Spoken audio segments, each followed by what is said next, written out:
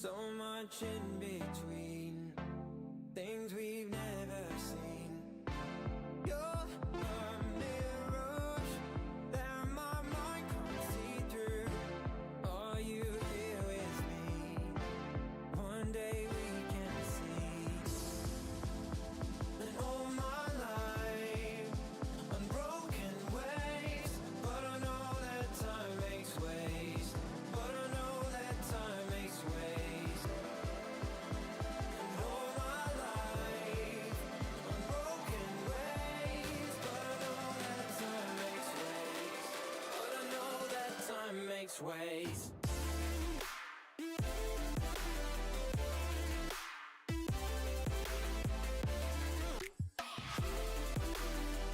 Yeah, I know that time makes ways.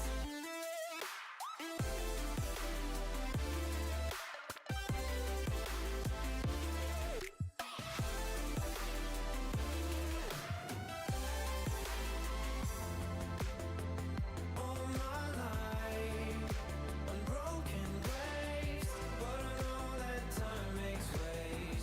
But I know that time makes ways. And will my life be there one day? All I know is frozen waves, but I'm hoping time makes ways. I'm holding on to the image of you, live from far away, information highway. You're a mirage that my mind won't cling to.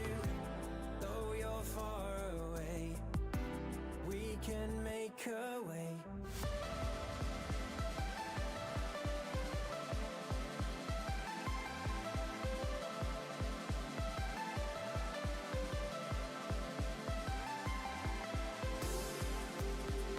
All my life, unbroken ways, but I know that time makes ways.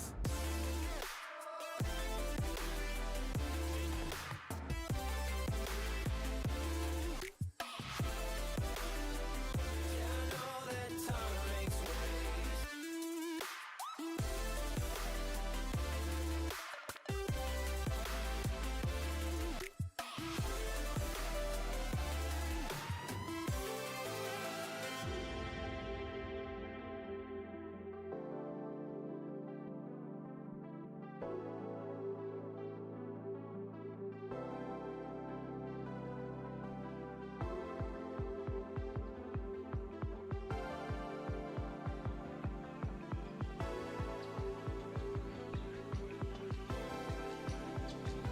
And I have to wait for you. I know that I have to wait for you. Waiting, we're waiting. Yeah, waiting, we're waiting. Just need the patience.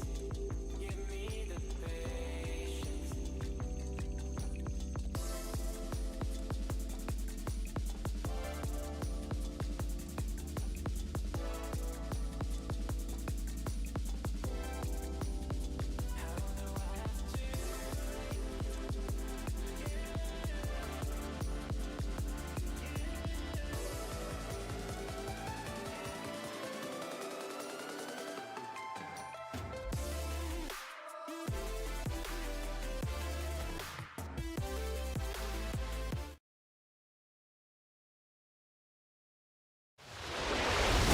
How do I have to? Wyatt Tinsley sends it to the outside. He can't get there. Kevin King is going to win the Bar Bissell FTF Cup Series. Into the lead. Bud gets wrecked in front of the pack. He saves it. 3-4 wide as they come to the white flag. Here comes Vargas down on the apron. They are 5 wide. Ian Plash will win it at the line. Is this package? Oh, there goes Jordan Lopez Jr. That's your race leader. Caution flag is out. Still no one willing to give up as they are going to be dead even off of the first chicane. Oh, he saves it. What's going to happen here? Here comes the canvas. Get your front end. He's got it. He's got it. Canvas is in.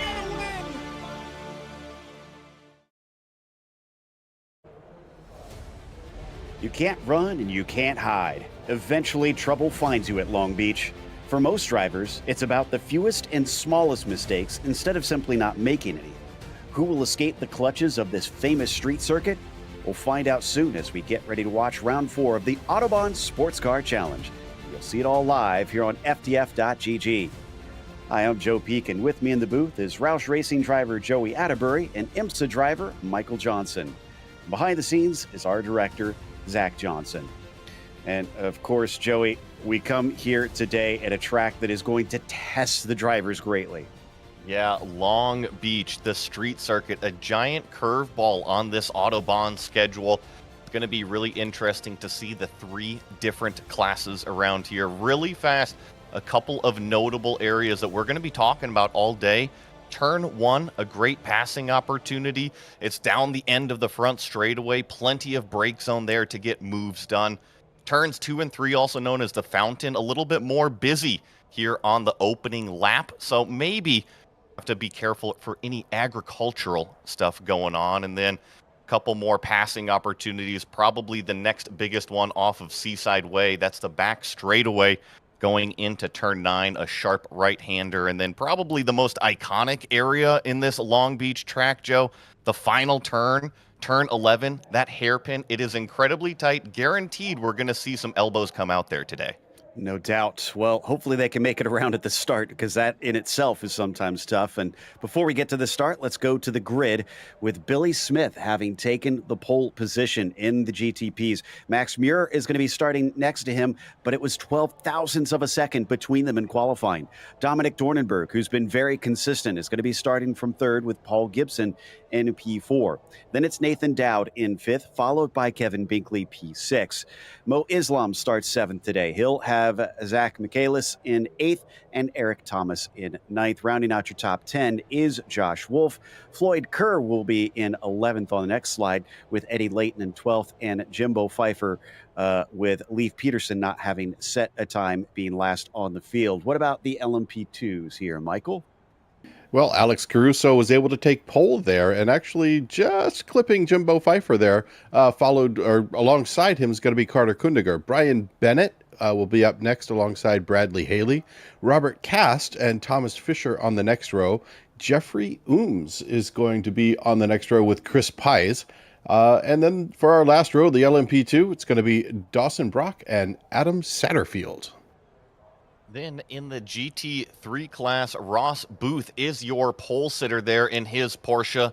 Michael Marlowe will be in that 2nd place in the GT3 class. Eric Steripoli in 3rd place. Young Park will be rolling off in 4th. Justin Rector in 5th. Nathan Deering in 6th. Then comes your AM pole sitter, Nicholas Davis. That is 7th overall in that GT class, but pole sitter in that AM class. Trevor Vavroski, 2nd in AM. Franco Margarella going to be rolling off 9th overall in that GT3 class. Ryan Robertson 10th. Ed Eisenring in 11th. Mark Kedrowski in 12th. Turner Schroll in 13th. Tom Hammond after that. Chris Sherburne lined up 15th.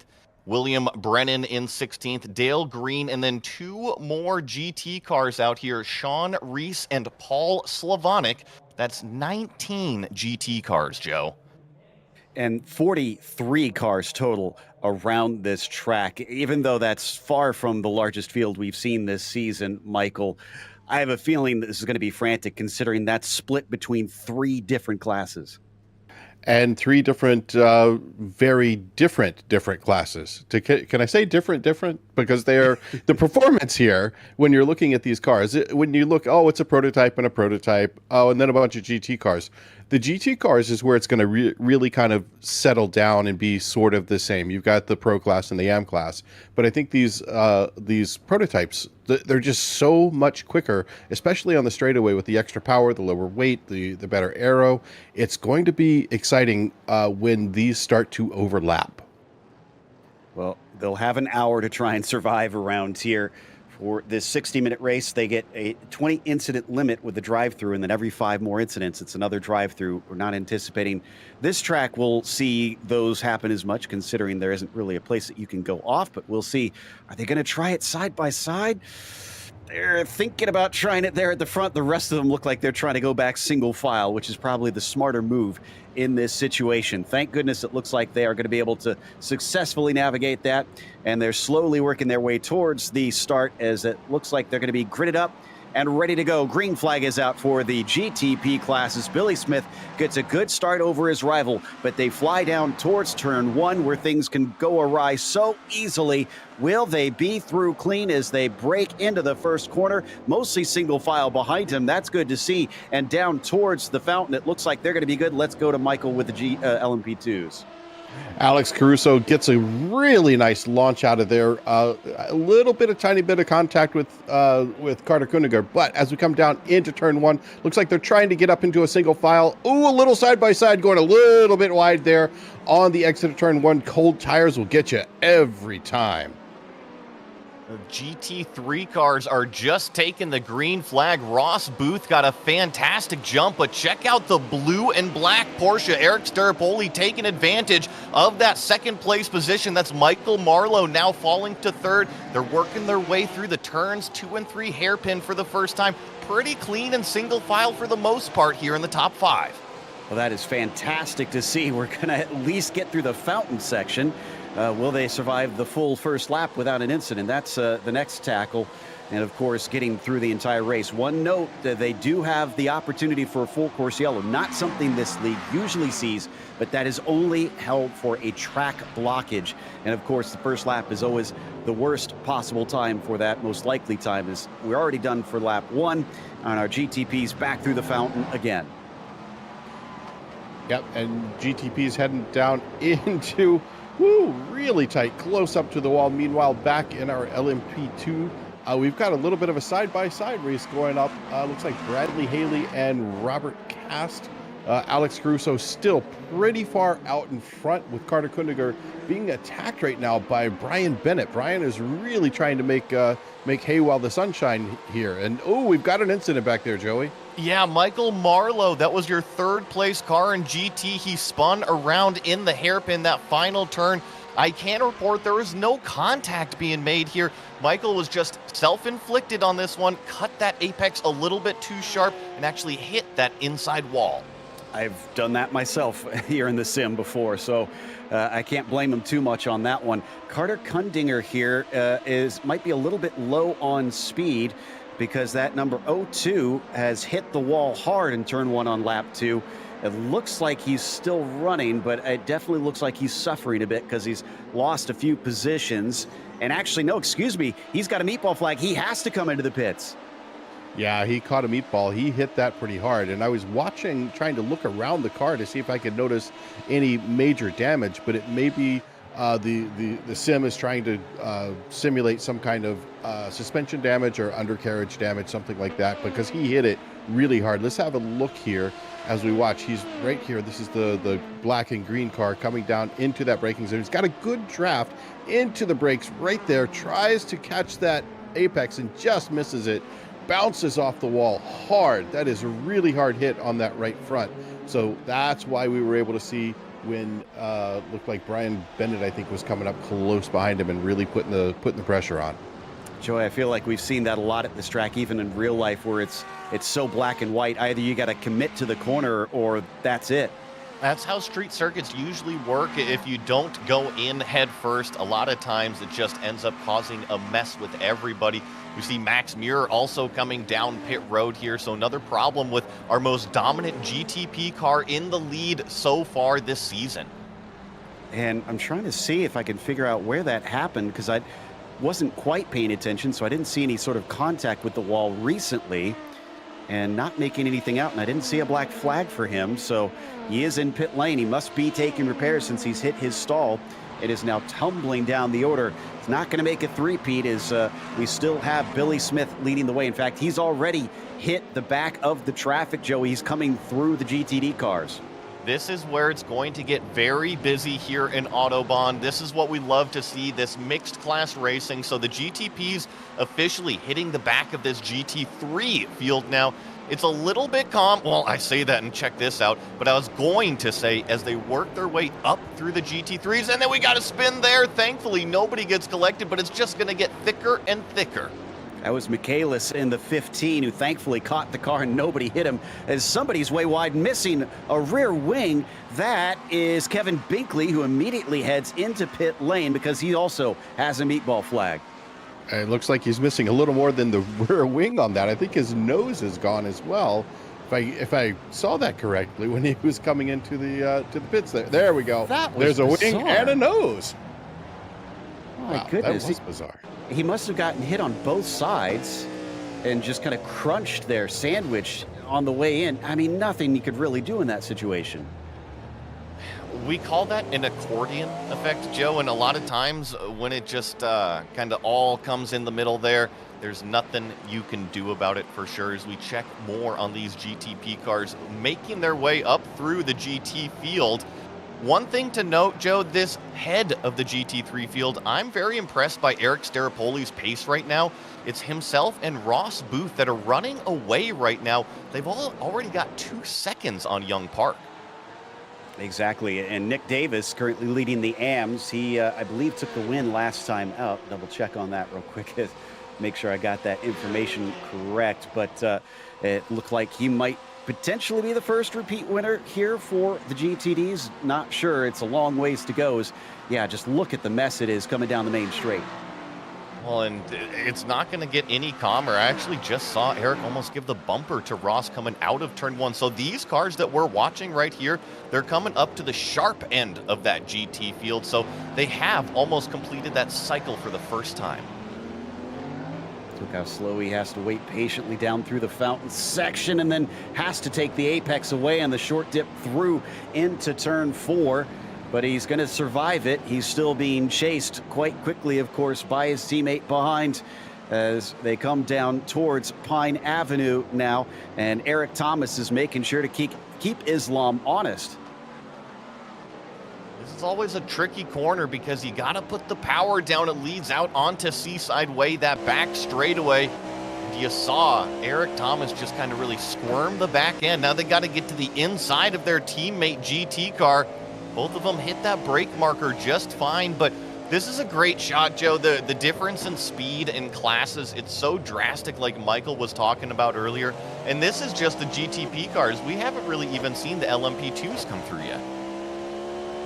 I heard something from Mark Kudrowski. I think maybe he's coming into pit lane. Yes, he is. So he was making sure everybody knows behind him not to try and go to the inside. So he is down and in. I see a lot of meatball flags early on. Looks like Binkley's still taking repairs. Carter Kundinger, who we mentioned, Tom Hammond. I don't think we mentioned that he has had something happen. Deering and Muir might already be DNFs. And let me double check that. Yes, Max Muir is officially out of the race. That is a big one. Remember, that is our winner, multi-time winner coming into this. So that is definitely a storyline when it comes to the points as we check back in on this LMP2 battle right here, Michael. Yeah, LMP2, it's a really tight race, especially in the mid-pack. Our last running LMP, so remember Carter's still in the pits, Adam Satterfield, he is really pushing hard, keeping close dibs. He's under a second from the car in front of him. Next up from there, it's only 0.6. Then we got a little gap. Chris Pice trying to go up to Jeffrey Ooms. He's around 2.5 seconds, but I think that's because of some traffic or maybe a little extra wheel spin somewhere. This little pack right here is really racing hard. And honestly, the LMP2 race is incredibly close. I'm really watching this for any little thing going on, but man, they are just keeping it tight for right now, trying to I think save most of their tricks for the end of this hour.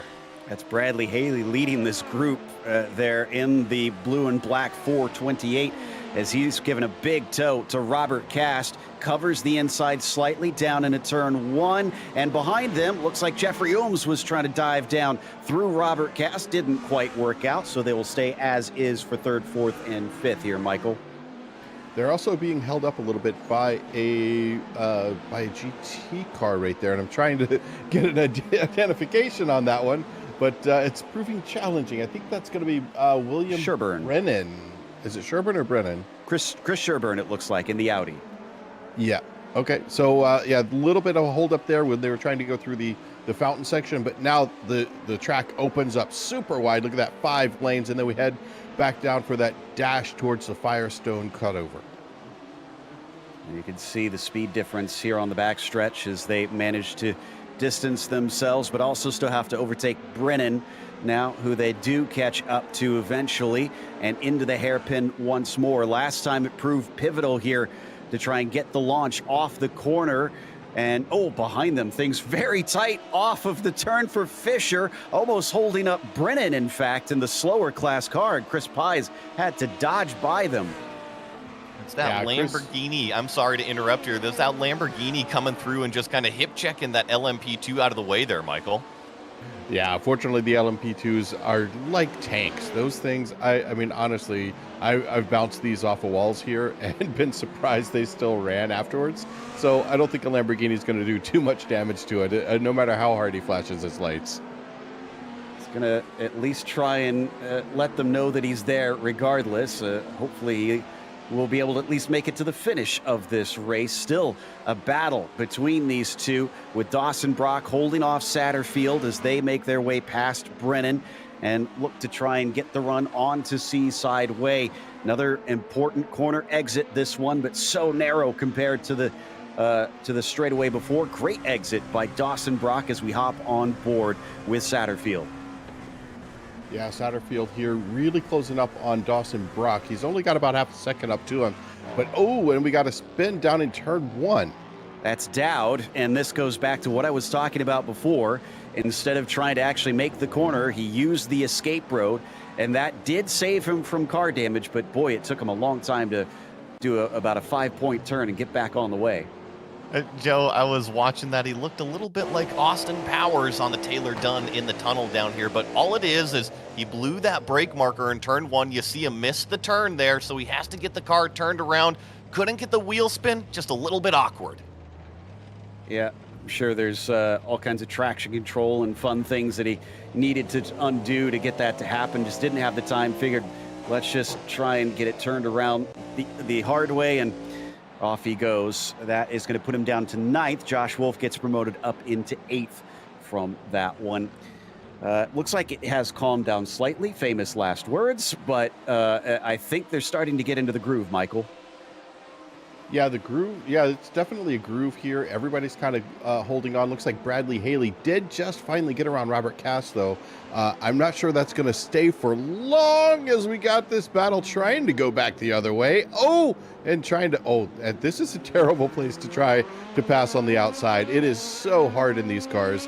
Almost as hard as in the LMP3s, apparently, though. The turning radius of those cars apparently not quite good enough for this track, especially for 2 wide, and that turned out perfect for Robert Cass. He absolutely blitzed away from Haley, who's now trying to defend from Jeffrey Ooms on top of things, and they're going to be held up once again. This time, Nick Davis, our leader in the AMs. That AM class just getting involved in this battle right here that you're talking about, Joe. Jeffrey Ooms, he's got to be a little bit careful here in traffic coming out of Silverstone. Oh, almost a little bit of contact there with Bradley Haley, but I was going to say that he actually did get a qualifying penalty from some of that contact in the previous round. He's got to be on his best behavior today.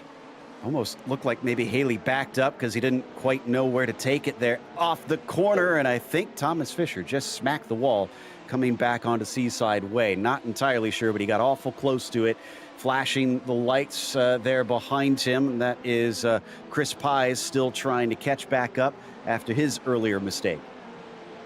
Yeah, Chris is doing pretty well to close this up. He was about a second and a half when we were talking about him earlier. He's halved that. Now he's about 3/4 of a second. I think he's got a bit of help from the traffic also. That traffic, it giveth and it taketh away. I've been on both sides of that in getting a good... Oh! Mo Islam, that's onto the backstretch, and he's in a very awkward position. I mean, I don't know how he's supposed to get out of this. You can do this, which is probably, the best thing that you can do, as long as you don't get disqualified for going backwards too much on the track, Joe. Otherwise, it's put it in reverse and do a J-turn down the straightaway some point. He had just enough time in there. He must have been watching the F3 like a hawk and found a big enough gap that he could get through, but he was in a scary spot. That's a blind corner. Now, how did he get there? I'm going to guess he just clipped the wall. Ooh. Lucky for those other cars that they actually didn't get collected, but there's a couple ways to approach that turn 8 there, and he was just trying to carry so much speed, opening that radius as much as he could on the entry, and it was just a little bit too much speed, it looked like, and the rear came out. Yeah, and, well, with how little room there is on the exit, he paid the price on that one, unfortunately. Jumping a little bit forward up to the GTPs, this is the battle for second. Gibson and Dornenberg have not been able to hang with Billy Smith. It's up to about 3.3 in front of them. But Dornenberg, like I said, he's been consistent. And he's had 2 second places in the last 2 races. I think he looks like he wants a 3-peat. He's been very consistent in this GTP class, and one thing to note about these 2 drivers, Paul Gibson, he started off the year in a Porsche. He finds himself in a Cadillac now. It just seemed like that Porsche wasn't providing him the performance that he was looking for, so a different chassis for this driver. And apologies, I was close. It was the second and a fourth the last 2 rounds, but he did win in the first race. Even still, impressive stuff here for Dornenberg to start the season. If he can keep that up, he's going to be difficult to overcome, especially considering Max Muir missed the first round and now has essentially a last place for this one. So that eats up his drop weeks. Looking at this battle now that they're going out onto Seaside Way, directly right in front of them, something that has caught my eye, Joe, the GT3 AM battle. This is 1, 2, 3 lined up. Nicholas Davis leading, Trevor Vavroski in second, and Franco Margarella giving chase in that BMW. Like I was saying before, we have not had a repeat winner. It took us a long time last season before we finally got a repeat winner. This time around, could we have it a little bit quicker? I think Margarella, one of those that has one, and Nick Davis, I want to say as well, but Vavroski, I don't think has managed to top the steps yet. They all 3 side their way through the first couple corners and down into the fountain as they continue to have to watch those mirrors for the prototypes. Well, and here comes that Paul Gibson, Dominic Dornenberg battle right through them. So we were watching that GTP battle, and I will say this about that number 31 driver of Paul Gibson. He is usually very, very respectful in traffic. You saw it right there. And once again, presenting the car. And the other thing, Dominic, he drives the exact same way. So I think between Paul and Dominic, you can usually trust these 2 coming up through the field. And I was able to dig it up. Mark Kudrowski was our winner in the first round, but Margarella and Davis then the next 2 races. Kudrowski's already DNF'd, so he's not going to be able to take his second one this season. But obviously 2 out of the top 3 in the hunt for it means that we were looking like good chances as we continue to watch this fight for second place in the GTP category. Gibson cannot seem to get away. This is a battle for that podium, too. Well, I should say second place, whoever's going to stand second place here. And with 42 minutes remaining, they have a little bit of clear track, so they've officially worked their way through that GT field. I'm curious to see when they're actually going to catch the LMP2 cars, or if the overlap is going to come when they finally have to hit pit road, which we haven't even mentioned yet. That's true. Yeah, pit stops will be a thing in this one. And, Michael, I mean, it is kind of known for being hard to pass here. I wonder if that will be a pretty valuable tool in the set of these drivers today. Being able to manage the way you get into and out of the pits, and then what you do, of course, while you're in the pits, if you're going to take tires, which I don't expect with only an hour-long race. But, hey, maybe these guys are really burning that rubber up hard, and you want to take maybe some left side tires, maybe some right side tires. Hard to say, but I'm going to just kind of go out on a limb there and say nobody's taking tires. They're just going to take fuel, and they're going to calculate that down to the absolute 1/10 of a liter if they can. Indeed, they need to cut it close, but they also have to beware because sometimes you can get that extra lap that will certainly hurt you. Also, Carter Kundinger's back out on track, many laps down. Unfortunately, has already been into trouble again as he's had a little bit of an incident in there as we follow them down into turn one once again. In fact, they're approaching Carter this battle for P2. Through the fountain here, the GTP cars of second and third place still have to work their way around this Porsche here. That is our leader, Ross Booth. And to kind of paint the picture just a little bit here in GT as we keep the cameras on GTP, Ross Booth has actually run away. Eric Staropoli hit the wall earlier in turn one on lap 6, so quite a while ago. He fell off on pace. Ross Booth currently leads 2.5 seconds over second place. I wonder if he backed it off a little bit, and it might not be damaged fully.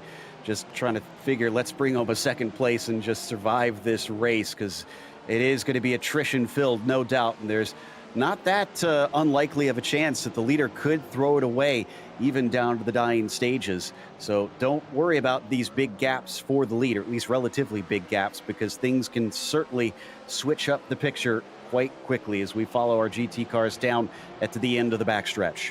And this is that GT AM battle. So this blue and white Porsche, that's Nicholas Davis. He leads that GT AM category. The orange Porsche giving chase, that is Trevor Vavrovsky. Franco Margarella is barely hanging on in that BMW, but as I've been watching here in this GT class, it's more about the traffic management, and when these prototypes go diving up the inside, it can really separate the fight that you're in. And it looked like Trevor did spin the tires up while they have the traction control on these GT3 cars as well. Might want to turn it up a tick, because he lost a ton of time coming off of the hairpin. Just the the traction control. Sorry about Go ahead. that. No, go ahead, Michael. The traction control on these cars, I was working with one of my clients who was doing some stuff at Red Bull Ring. Similar problem to here. When you come off one of these tight corners like that hairpin and you get the wheel spin, it affects you so dramatically by the time you get down to the end of the straight. You're 2-3 miles per hour down. It's kind of crazy how much that wheel spin will affect you. But conversely, if you have too much of the traction control in there, it has almost an identical effect on your overall speed when you get down to the end of the straight. Now, we've come up to P2 in the LMP2s. I know it's sometimes difficult to tell these apart between the GTPs, but very similar situation. And again, it is the same team chasing from third place. This time, Robert Cast on Brian Bennett, and he is hassling him at this stage here, Michael. In fact, he's got a very good run down the backstretch. This could be a good shot. Yeah, I think he's got an opportunity here as he gets a little bit of overlap as we come down to the Firestone corner, gets up the inside, but it comes back to the left, and he gets the nose around. Now, can he hold onto this as we go around this hairpin? Watch here as we go super wide. Yeah, Bennett trying to hold it out there. Nope, not going to happen. Looks like it's going to be Robert Cast for second place now as Bennett falls back into third. Fantastic move. Took him a couple corners, but he eventually made it stick. And now is about 4.5 seconds up to Alex Caruso, the leader. Can he start to run him down, especially in the traffic? If you're aggressive through there, maybe time can be made up trying to pass cars and lose less time than your rivals heading through them. We are, I think, getting close to that pit window. In fact, I'm pretty sure we are in the pit window. Whoa, is a big slide for Cast off of turn 5. Keeps it out of the wall, but that was a scary one. To talk about that pit window, Joe, it has officially opened, at least for the GT cars. I can report that our GT AM leader, Nicholas Davis, in his Porsche, he has made the trip down pit road. It was actually a little clumsy kind of coming back out on the racetrack, but he, I believe, is the first car to make his service. Now, this will be interesting. Usually it is traditionally not quicker to pit early. The GT3s like to go dry and empty the fuel tanks so that they can be lighter and run faster laps that way. Will this come back to bite Davis, or will he get much more clear track, not having to focus behind him? I think there's two ways to approach that situation. Now, if you're looking out the windshield and you see a bunch of traffic, or in the GT car case, if you look in that relative and you see a bunch of prototypes coming up through the back end, it might be time to come in and hit pit road so that traffic doesn't necessarily affect your own lap time. Or you can do what you were talking about, Joe. Run the car all the way light on fuel so that way you bring the weight all the way down. A lighter car means a faster lap time. Well, we'll have to wait and see because there's no crystal ball here to try and tell exactly how it's going to play out. Although Thomas Fisher is also taking an early stop in the 47, Michael. So even some of the LMP2s trying to employ the alternate strategy. Yeah, I think he's really thinking that alternate strategy is going to work for him. Traffic was not friendly for a little while, so I think he just wants to get out, get some fuel in the car, and just kind of reset the brain, get back out there and kind of be alone, not have to worry about what the other guys are doing in his class, just worry about working through that out of class traffic, and then put the power down, just get his mind in the right place, and hopefully make up some places that way. It's an all Cadillac top 6 right now in the GTPs, and this battle for P2 still sees Gibson ahead of Dornenberg. Cannot seem to get that pass done. He's been staying close, though, making sure that 31 cannot have any sort of hiccup. He'll try and dive it down into the inside of Sherburne. Sherburne sees the prototype coming, gives some space, but look at how much that has balked Dornenberg. I said that Paul Gibson was one of the more generous drivers, but he definitely sent it down the inside right there of Sherburne, and you saw the flash of the lights from that Audi. I don't think that Chris really appreciated that move. Now he's right on the back of the LMP2, going to split himself in a GT car. I think he's trying to use this traffic here, Joey. He's desperately trying to keep a buffer between himself and Dominic. I'm going to agree with you there. We're right in that pit window. We are approaching halfway in the race, so I think if you want to kind of put your foot down and show some pace, now would be the time. Floyd Kerr also pitting from the GTPs, another of our Cadillac cars. In fact, I think we only have 3 non-Cadillacs, Josh Wolf in a Porsche, Jimbo Pfeiffer in a Porsche, and Eddie Layton driving the Acura currently. Down towards turn 1 once again. With the battle for P2. And actually, Floyd Kerr is going to be in between P2 and P3 now in those LMP2s. And wait, when did Cast catch Caruso? Yeah, this has been boiling up for a little bit. Caruso had a little bit of an issue with traffic. He caught up. He was trying to be nice, do the right thing, but I think he also has a little bit of confidence in that he was able to pull away so quickly and so easily from the beginning of the race that he thinks he's going to be able to do it again. Now we watch him here heading back on that back stretch. Can he stretch those legs, get over in front of that Porsche, give him a little bit of a drag? That's going to help him. That's some smart racing right there. Only giving the draft to the car you want to give it to, and then hopefully opening it up a little bit. But as they come around that hairpin, what's going to happen? It's got to be a perfect launch down there. Both cars doing beautifully. Cast just trying to tuck right up under that rear wing. He is close enough to get a decent draft. You're going to see probably 3, maybe 4 miles per hour difference in these cars. They're going to really be hoofing it as they go all the way down. Now, when they get into this braking zone, it's going to be kind of exciting. Are they going to make it through? Yes. Now they head up into the fountain section. This is not a race that's going to end anytime soon. These two are going to be going at it hammer and tongs for a little bit, I think. Yeah, Caruso took the win last time out, but I'm pretty sure that Robert Cass is going to do his best to see if he can get his first win of the season. In fact, he hasn't even finished on the podium yet on this one as he continues to hound him around each corner. What's interesting, honestly, about the trends in the finishing orders is while Carter Kundinger has managed to get a first, second, and third, it was in that order. And, well, he is not going to get fourth. He's going to break that as instead Jeffrey Ooms, who is our points leader, is looking at a 4th place today. Yeah, I think Jeffrey's got a good idea of where he wants to sit with this car. I don't know that he wants to push too hard, but just get a nice points collection. And it's not time to really make it hammer time yet. We've still got a good bit of time left in this race, Joey. Well, I was looking at those results that Joe was just mentioning, and I think the big shakeup that I see that he was talking about is this 2nd place car of Robert Cast, because he has not been on the podium yet. Started off with a 5th, it didn't quite have the performance that he wanted at Sebring, but then was a 4th just last round. So not only is he looking for his first podium, but it could be more. This will be a fantastic one if he can pull it off, but he's got to pass Caruso, and he's not there yet. And as we've seen Alex certainly looks good on his day, but he's going to get held up here by Justin Rector, and he'll be able to at least sneak around in time, but he's going to give a huge pull down the backstretch to the 42, who goes back to the racing line and decides not to try and attack this time. Now they're going to get overtaken by Floyd Kerr, who is actually going to get his lap back here since he just took his pit stop. So they're not getting blue flags with this car.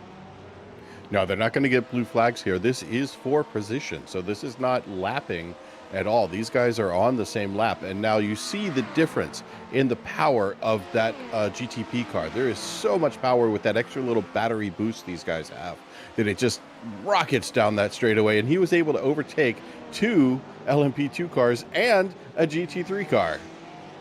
And that was honestly probably for the best, although I'm sure Caruso would have liked him to stay behind, but he's going to run to the side of the GT3 car of Staropoli and do it a second time, accidentally shoves him off the course into the wall. Staropoli, who was in second place, and now someone else makes contact with him. That was Justin Rector.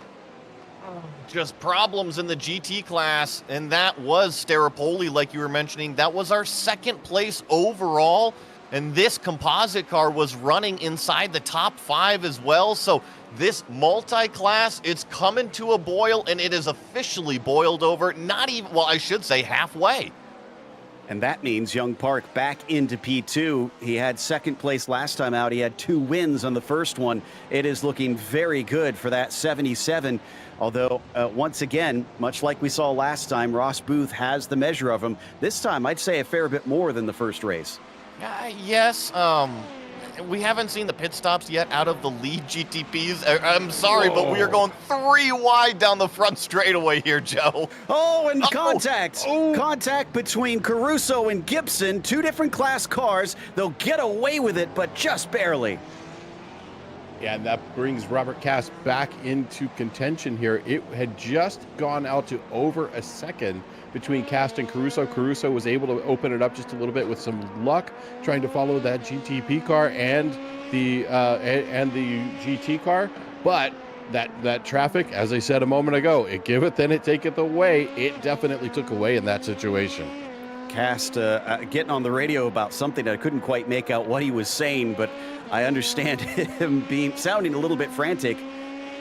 Maybe I think actually asking if Alex was okay after that one, because it was Caruso, our leader in the LMP2s, that took that side swipe. Yeah, Alex giving him a little bit of commentary back. I couldn't quite make it out either, because I think I've got the engine sounds up a little bit too high. But, Alex is not doing well. Oh, and we're missing a rear wing on a GT3 car. Staropoli, second time in recent memory that he's run into problems, and he just about takes somebody else with him, unfortunately, as he tries to get the car going. Yeah, and this was, I can't really, yeah, it was another super send from a prototype, and then just some contact down the straightaway that sent him going on. And oh no, this is, I believe, Zach Michaelis in the 5th place car. Jimbo Pfeiffer. Yeah, the 00, who once again takes to the escape road. Thankfully has a little bit easier time in his Acura to get it going. Got a couple pit stops. Eric Thomas is in. Michaelis is also in. Dominic Dornenberg has pitted. Nathan Dowd as well recently. So a lot of our GTPs are in. This is that window. We are officially past halfway. So if you've made it 50% in the race, that means if you come in and fill up the tank, you should be able to make it the rest of the way, as this lead battle in LMP2 gets a little bit choked up here going into the hairpin, and contact between the 2. Once again, chucks it in there. This time it was Nick Davis, our GT AM leader, flashes the lights furiously at his rival, just riled up on that one. Caruso, surely that car has to be walking wounded now. Yeah, Caruso's hit a lot, but like I said before, these LMP2s are absolute tanks. I've been amazed every time I've driven one and not had the best of luck, but bouncing off walls or whatever, and it just keeps going. These cars really are built very well and can handle some minor contact, but I don't know how minor that was when he was up trying to go shoulder to shoulder with that GT car. And the second time that he's had to have that happen as well. Granted, before it was with a prototype of the faster class kind of glancing across him. This time down the backstretch, let's watch to see what the top speed is for him as Cast continues to try and chase with 25 minutes left to go down into the braking of Firestone turn. Not quite close enough. Nope, they are just going at it hammer and tongs again, but let's watch coming around the final hairpin there, putting the power down. Much better from both of them this time. We were watching before where I think it was Caruso was just trying to get onto the power a little bit too quickly, and that was causing his rear end to wiggle around, giving an opportunity for Cast to close it up. But now this time, much better. Beautiful speed down the straightaway from both of them. I don't think there's much damage on Caruso's car. Now, did Nick Davis pit? Yes, he did. I was going to say, noticed he was not in the lead. Oh, excuse me. We covered that earlier. Yes, he did the early stop. He's still down in 12th. In fact, nobody else really seems to have followed him. So I guess the nice thing for him is that nobody else is trying the same strategy. So if it works, well, there's no rivals to worry about, really. I guess that is one way to look at it. You separate yourself from that big old flock there, and I guess when you think about prototypes really working your way through, maybe a single car is a lot easier to approach than that car that's mixed into that fight. So we'll see if it pays off, but traditionally here in iRacing, Joe, oh no! We were just talking about him. That is called the commentator's curse. That is a dang wall hit coming out onto the back straightaway. So gutting for Davis. The car's still going, and it looks like the server kind of updated itself a little bit. So while he lost the nose of the car initially, it's reattached itself, and he seems to be steering it okay. Let's watch the lap times. I mean, that's going to be the biggest and most important thing. Yeah, I wish that would happen in real time. I mean, in real life. And I can report, I'm watching from inside the car right now. Now, I know this straightaway does bend around to the right, but he definitely does have steering damage of some sort. There is something wrong with this Porsche. It's just a matter of how wrong it is. Sends it down into turn one. Oh, that looked a little loose coming off the corner and down into the fountain section. He's got it back under control. Again, he is the only one to have pitted for a scheduled stop here in the GTDs. Everybody else is continuing on long for this one, and in fact, expect them to perhaps go as long as 15 to 10 minutes left to go. The GT cars typically run a little bit of a larger fuel cell. They're a little bit more economical, I guess you could say. They just stretch that tank a little bit further than what the prototypes do. As we check back in on this LMP2 lead coming up out of the hairpin, it is ever closer. In fact, it looks like a really good run. He had a beautiful draft that he was able to pull there, but he's unfortunately got set up on the outside. Good job by Caruso to hold that defensive position as they went into the braking zone for turn one. I've noticed this over the years, Michael. If you are a good defender, this track makes it nearly impossible to pass sometimes. I think you may have called a race or two that I was doing that in. Exactly. And, well, I mean, tell us then, what are the things that he needs to look out for? How does he do that? Well, the biggest thing you've got to make sure you do at this track is get a beautiful launch out of the corners. Don't get that wheel spin, and you're halfway through your battle at that point. Then it's just about positioning the car. Yeah, normally you're going to want to be using every millimeter of track, practically scraping the wall as we watch Caruso coming up to the Firestone crossover there. But notice his positioning of the car there. He was just starting to go defensive, not letting him squeeze up the inside, but making it difficult to come back to the right side as well. So just leaving absolutely no choice for Cast other than to slow down just a little bit. So that's good defending from Caruso, because I think Cast might have his number a little bit right here. Certainly has felt like he's been a little bit faster lately with how much pressure he's been putting on. Coming up on a slow car, Adam Satterfield, who gets out of the way, thankfully.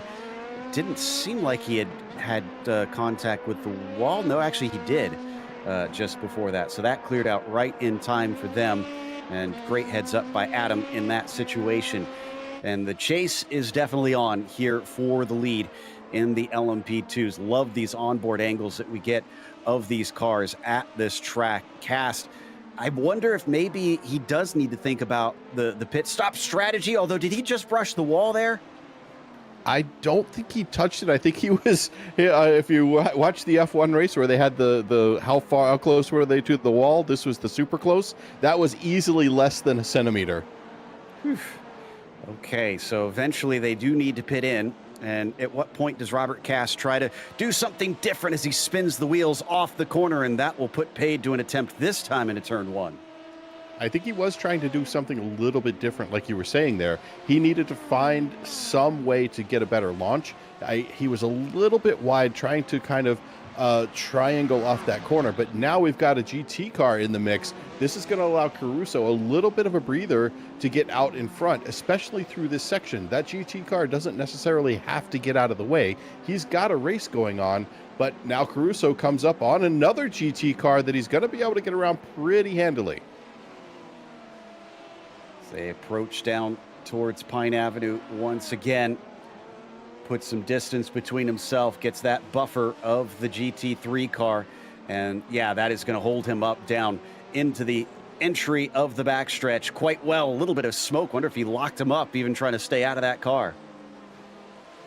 Yeah, looked like a little bit of a lockup, but more unhappy GT3 drivers. I think the GT3 drivers are just getting the other end of the stick in today's race.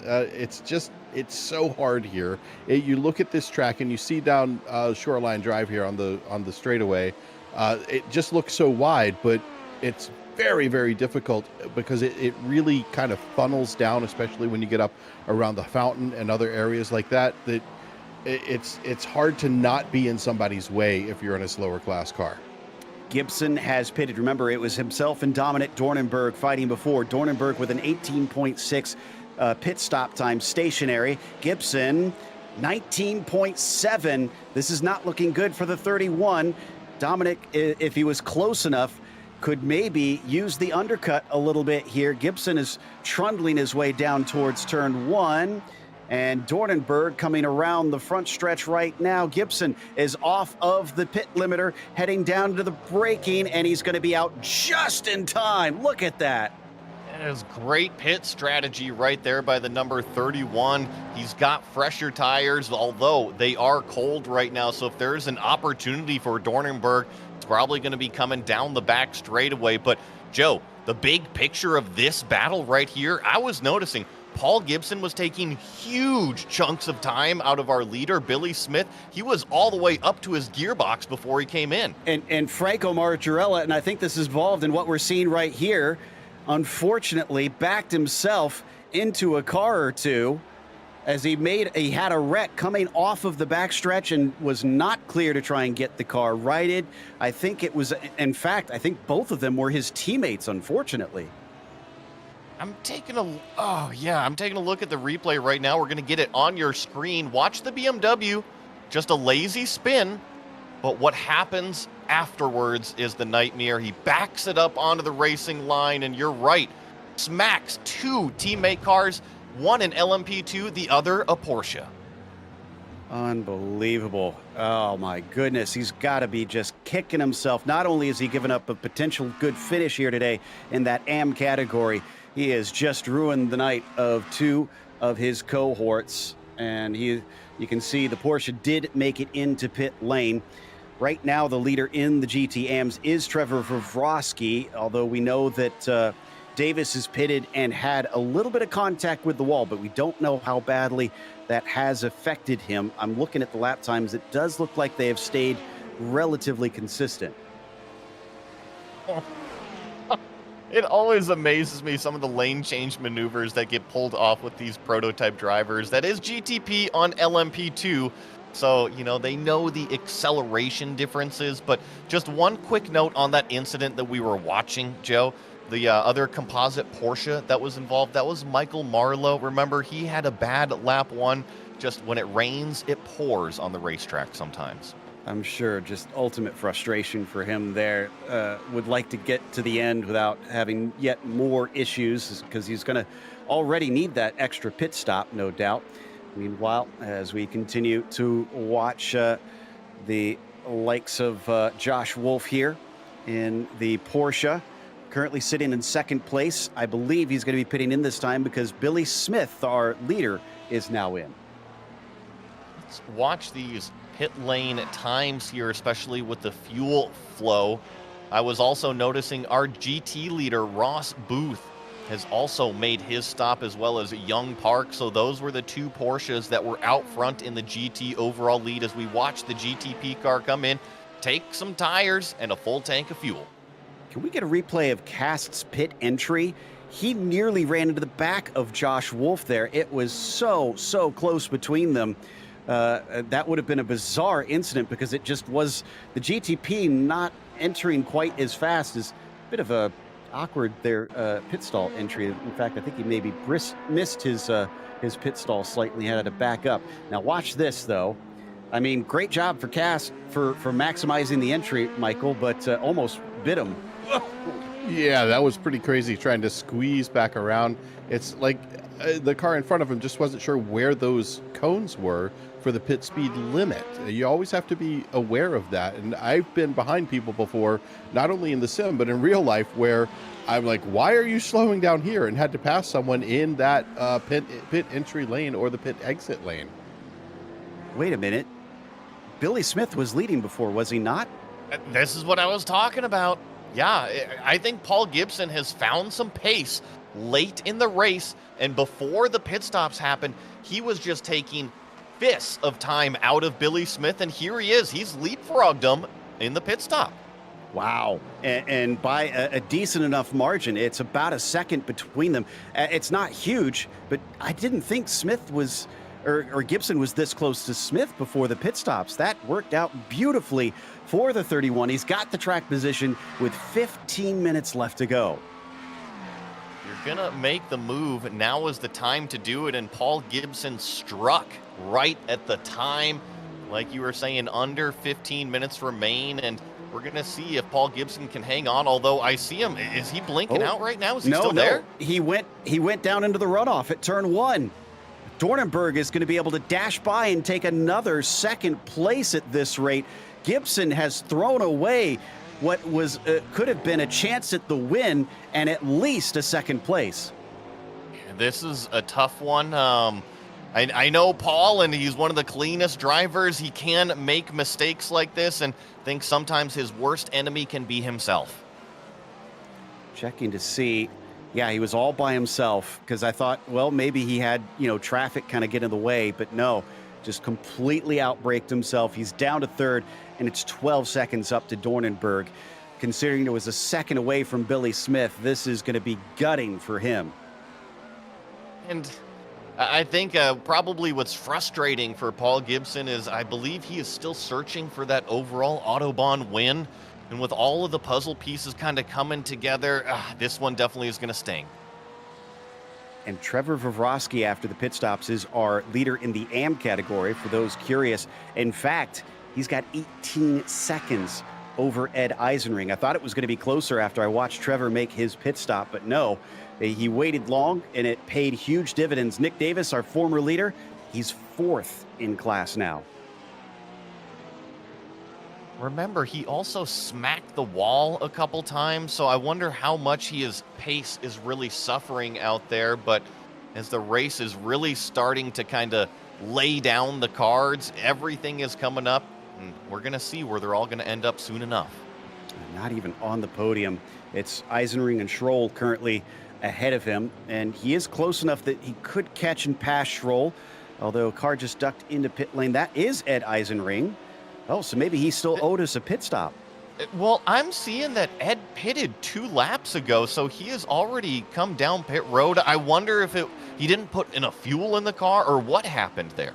Meatball flag. He got damage from something in a bad way, and he has to come in and get those repairs now. He is not allowed to keep running. You get 4 laps to try and serve that, and then you must come in. Must have been one of those weird ones, Joey, where the car feels fine, but the stewards just don't consider it safe. Yeah, let's watch him. He's the Porsche that's flashing the lights here. He's going to go down to the inside. Oh, yeah, just way too hot into turn 1. Heavy into the wall there. Thankfully, that was actually the tire wall instead of the concrete wall. Well, kind of a moot point in the end because it still gave him the meatball flag. It doesn't matter what the substance is; it's the end result, I suppose. Is he is in pit lane and probably not going to even finish this race. In fact, yes, it looks like he is out now officially. So that is it. And we come back to Billy Smith here. 1.7 seconds ahead of Dornenberg. Dominic catching up, I think, a little bit in the traffic. Gonna have to see if Dominic can grab another second place finish. You were talking about all of those finishes that we've had earlier. Well, the start of this season has been fantastic for that 913 car. It's shaping up to be another one today. If I recall, Billy Smith, not so much. In fact, yeah, he's shown up twice so far. 14th at Daytona, had a horrible one there. Not too bad, actually, last time at Silverstone with a third place. So he was on the podium, but still considering the standards we've had from Billy Smith in the past, way back when in the early seasons when he was running the Cadillac, there were times where he was winning almost all the races in that class. It's pretty cool to see the shape of Autobahn. They've always stuck to this multi-class format, but the drivers, they really stick around. They help kind of drive the new competitors with it all, kind of shape what Autobahn is. And you're right, Joe, Billy Smith has been a part of it for a very, very long time.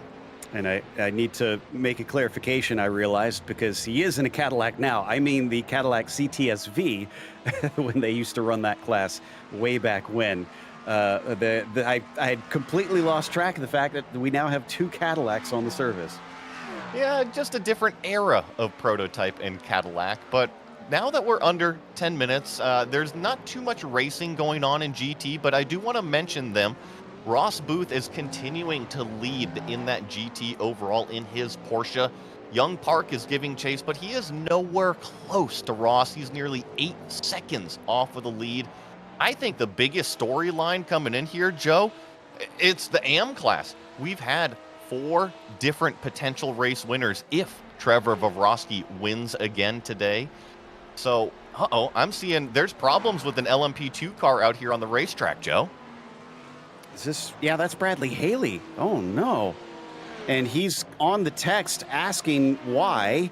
I think he had some help here based on that. Carter Kundinger, who was many laps down, unfortunately, is gonna make huge contact, race-ending contact, and in fact, a couple other cars even getting involved in it.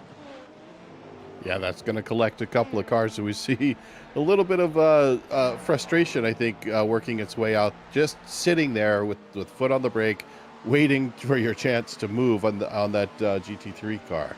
And that was Turner Schroll who got boxed in. He's on the podium. I don't know if that lost him positions in his class in the GTD AM, but he's now down to third there. So hopefully that didn't hold him up too poorly.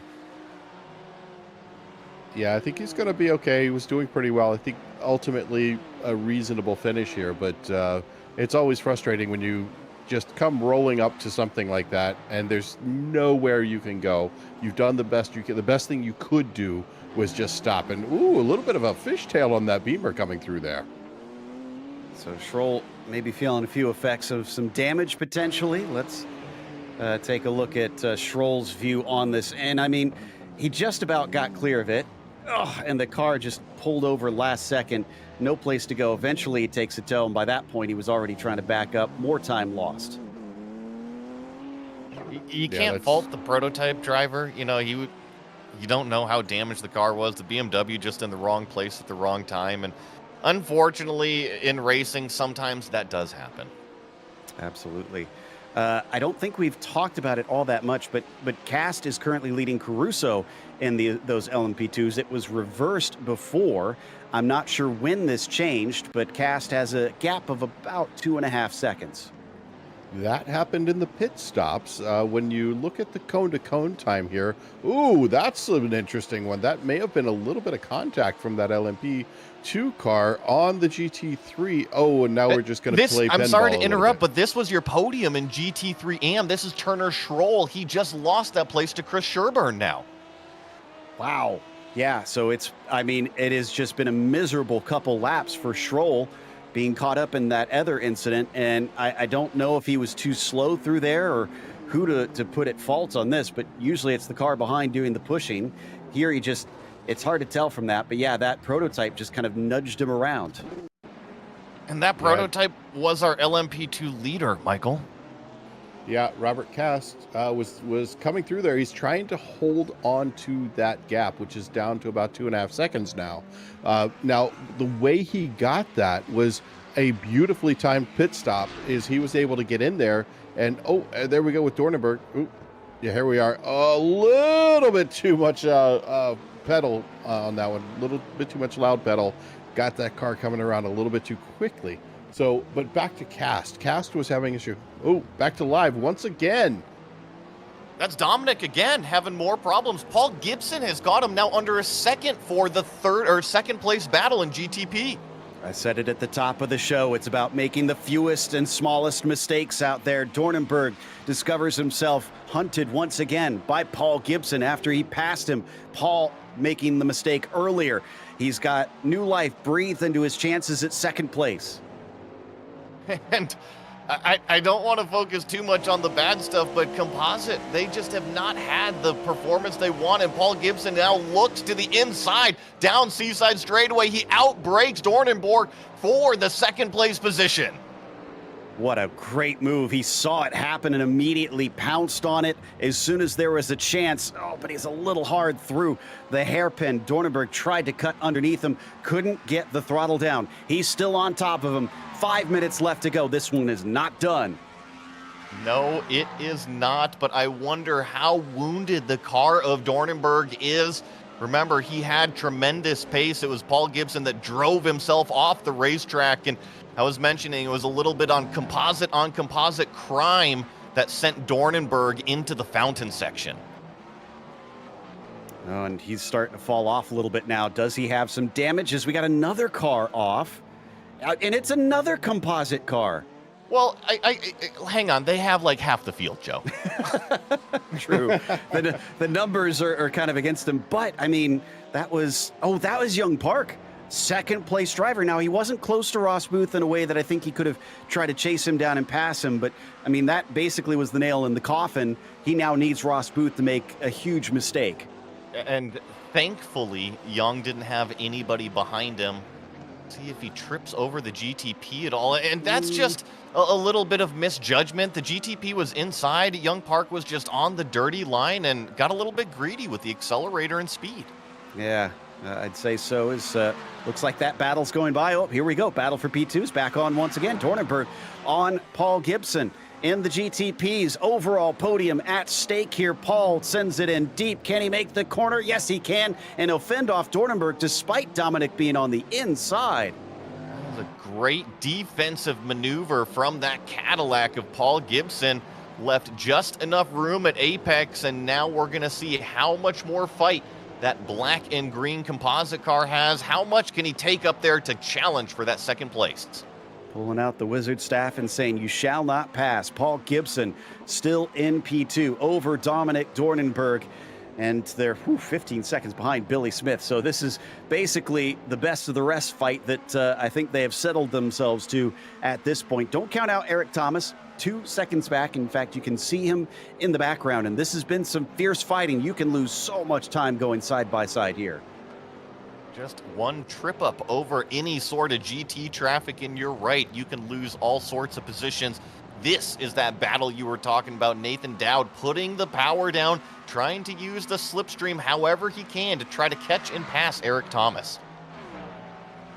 Thomas and Dowd fighting for fourth position here down into turn one with a scant few minutes left. In fact, 2 minutes left on the clock now. In fact, Billy Smith might be down to a white flag next time. Oh, and Paul, what has happened here?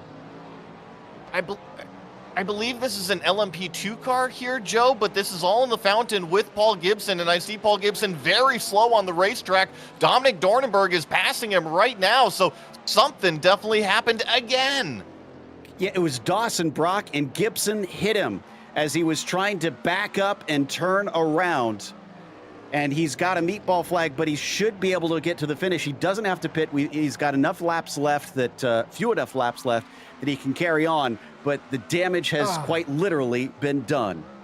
Yeah, and I just watched the replay myself as he's losing more positions. That's Eric Thomas now going around, and this was just so unfortunate for Paul Gibson. What do you do in this situation, Joe? You got an LMP2 car that made himself spin out here, and then he simply blocks the racing line by backing it up. Yeah, very little time to know what was happening in front of him. Couldn't react. In fact, a couple others even had to shove him out of the way to just make it through. But, just gutting moments, and we've seen a lot of those today, but I can't believe it with so few laps to the end. And I think we got to focus on our leader because Billy Smith is coming down Seaside Way, and he is in a very commanding position. Believe he's going to get the white flag this time. 20 seconds left. It'll be very tight. He's into the last couple corners. He crossed, I think, extremely close to the marker, so it could go either way. The 901 comes out of the last turn. He could slow up if he wanted to. And I think he is actually going just a little bit slow. He'll cross the line with about 0 seconds left, but he'll still get the white flag. Hope you put enough fuel in. Now, I know here in iRacing, Joe, you can kind of extend that timer because I believe if Barney does not actually give you the white flag, you still have to take that white flag eventually to signal 1 lap remaining. That's exactly what happened right there. Even though he may have crossed it technically after the time, we're not entirely sure. It was very tight.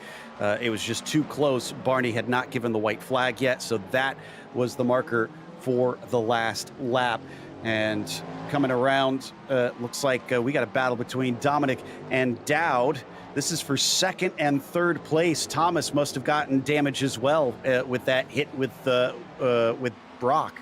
Yeah, and I think this is an opportunity for Nathan Dowd to really capitalize on a good finish here. All he's got to do is square up Dominic in a hurt car down Seaside Way, but here comes Billy Smith through the hairpin. Short laps around here. He just took the white flag, and he is already back around to take the win in the 901 here in Season 13 at Long Beach. Checking back in on this second place battle. Dowd was not able to get around him at turn 9. It's all going to be Dominic Dornenberg. He's got to accelerate to the line, but it looks like Dominic will collect another podium position, and Nathan Dowd his first podium of the season. Well done for Nathan. Ross Booth, though, has made it back-to-back wins. He had a bit of a slow start to the season, but it is picking up speed in a hurry. And Robert Cast, how about the number 42? Through strategy, through pace, through not giving up and keeping out of trouble, which is a lot more difficult than you'd think here. The 42 is going to take his first win of the season along with his first podium. And just about 2 seconds behind, just under. I'm going to say that's a nice drive from Alex Caruso, being able to close that up. He was as much as 4 seconds back through that catch-up phase. He closed that down beautifully right there at the end of the race. Trevor Vavrosky makes it 4 winners in 4 races in that GT Am class in his Porsche. What a championship effort we've got going on over there. Hasn't won since Spa in season 11, Robert Cast. So this is his second ever win in his career in the Autobahn series. They're hard to come by sometimes, as we get a little bit of celebration from Billy Smith, and probably one of the few spots you have enough space to do a bit of a donut in that Cadillac. Well, that went, I would have to say, probably about as we expected, but it definitely gave us some fun. I believe we're going to have the results here as we take a look at how this all wound up here tonight with 43 cars. Unfortunately not making it to the checkered flag, but Billy Smith was the first one to do so with the victory over Dominic Dornenberg. Another second place, 3 podiums out of 4 races. He is looking very strong. Nathan Dowd finished 3rd. Eric Thomas was P4 and Josh Wolf was 5th. Then it was Paul Gibson P6 and Jimbo Pfeiffer 7th, followed by Zach Michaelis finishing 8th today. Michael, what about those LMP2s? Well, it was a hard-fought battle between Cast and Caruso. They ended up ninth and 10th overall, first and second in the class with P3 in class. Well, Jeffrey Ooms, used to seeing that name pretty far up there. Brian Bennett, also a good day for him. Thomas Fisher, Christopher Bites, and then Dawson Brock bringing out the almost the rest of the field. Floyd Kerr in that Cadillac sliding in there in 11th in his class, but then Adam Satterfield bringing up the tail end of the field. I believe the only other LMP2 was Carter Kundinger that had those problems, but your GT winner, Ross Booth, 2 in a row now. Young Park does hang on to the second place position. So between those two drivers right there, they have collected all 4 wins so far in Autobahn this season. Justin Rector with a fantastic third place finish. Trevor Vavrovsky makes it 4 winners for 4 races in the GT AMs. Nicholas Davis, despite the problems that we documented through tonight's race, will finish second in that AM category. Ryan Robertson coming home next. Chris Sherburne with a fantastic podium finish. That's his first podium of the year as well for Chris Sherburne. Then we have Sean Reese, Franco Margarella in 9th overall in the GTs, William Brennan, Turner Schroll, Ed Eisenring, and unfortunately the rest from here on out in GT and the rest on the screen did not finish tonight's race. Yeah, you usually see a lot of DNFs at this track, frankly. It's just very difficult and punishing. But Billy Smith has managed it quite well. He took the win here today in the 901, ready to chat with us about how he felt tonight went from his perspective, because Billy, it felt like while everybody else was tripping up, it looked like you kind of were just kind of cruising along, trying to keep out of the chaos. Yeah, that's right. It's it's pretty chaotic out there, and it's easy to get held up behind trains of cars, and it just gets really tight in a number of sections. And so throughout a lot of that was just choosing to kind of ride behind cars until it was a pretty obvious passing zone instead of taking the risk. Well, and with you starting from pole and holding on to the lead early in the race as well, you were the first one to come across that traffic. Was it nerve-wracking the first time reaching the GTD cars? Yeah, some of them are a little, unpredictable. So it wasn't really a problem catching them one at a time. You lose a little bit of time, but it wasn't that bad. It was when you caught like 3 or 4 in a row, or they were side by side where you had nowhere to go, that you just saw the, time ticking away of the competitors behind you. Well, things open up to a classic and a favorite at Road America. Are you glad to see the other side of this one and head off to Wisconsin?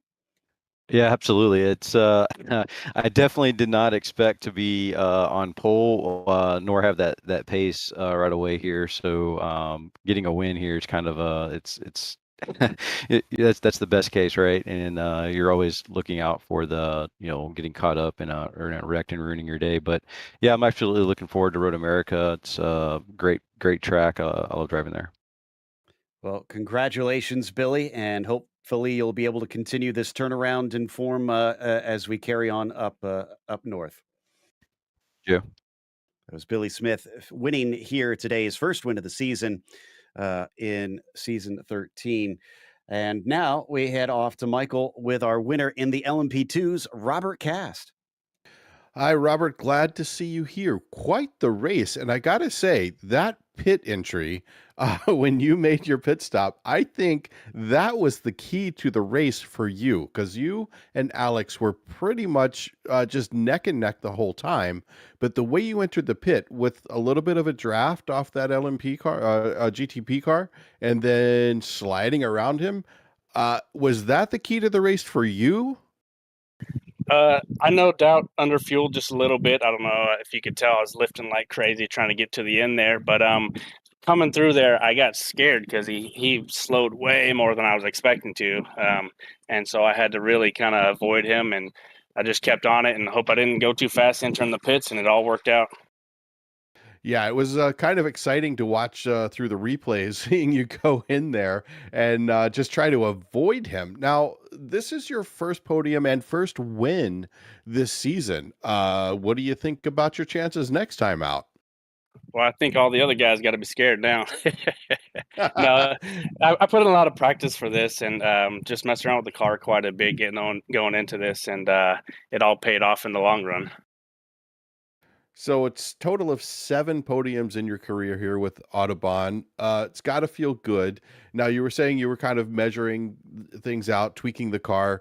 Were you just trying to keep those mistakes to an absolute minimum, even even if there was a mistake, just try to not let it be too big, or were you just hoping you were going to go for it and nothing would go wrong the whole race?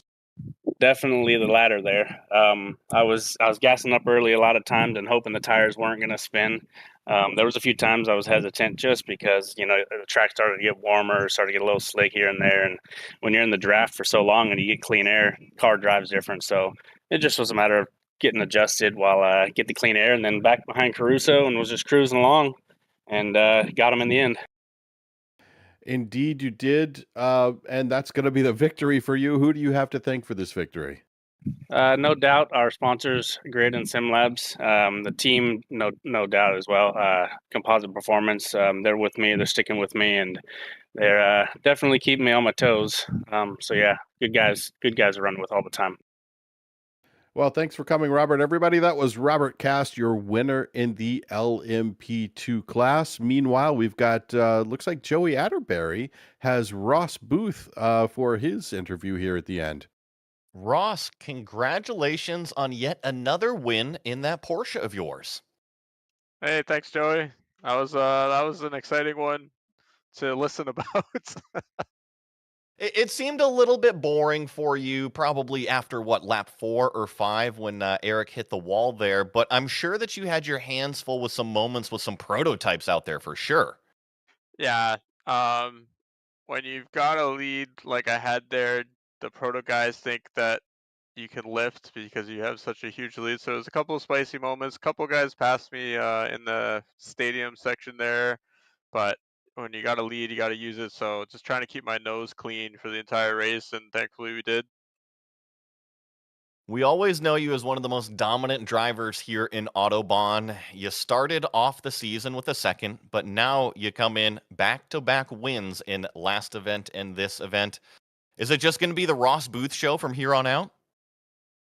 Uh, we hope so. Honestly, just looking for really competitive racing Autobahn over the years. I've been here since the beginning, and um, in every class, every season, there's been competitive racing. So hopefully, we get some really good action-packed GT3 races to end the season here. There's some really good tracks coming up, where I think a lot of people might be more comfortable at. Long Beach is definitely one of those tracks where you got to drive it right on the wall, and if you're not comfortable doing that, you're not able to have the lap time you need, or you get into trouble. So You always race extremely cleanly out there, Ross. I know that you're also very proud of what you've been accomplishing in iRacing, especially becoming one of the, I believe, top 50 up there in Canada for iRacing in terms of those drivers. So congratulations on that. And you're right, you really do help mold this next generation of Autobahn and that composite performance team. The floor is yours, bud. Anybody you want to give a shout out to? yeah, just shout out to all my guys at Composite. We got a 1-2-3 in GT3 tonight, which was our season goal um, coming into here. So I'm super proud of them. We work really hard together every week, putting setups together, and it's been showing. So shout out to my boys in GT3, and just shout out to Carter. He does an amazing job running Autobahn here, and I hope people watching come out and sign up and come race. This is a great league to be in. Well, that was win number 20 for Ross Booth in Autobahn, ties him for 7th on that all-time list. We'll see how high he can climb, but adds another one here at Long Beach. And that's going to wrap us up for this evening. Can't thank everybody enough for tuning in, along with our team as well, Michael, Joey, and Zach. As we mentioned, next race is going to be Road America. That'll be December 4th at 9 p.m. Eastern. Until then, enjoy a short holiday break. And until next time, race clean, race hard, and we'll see you on the track.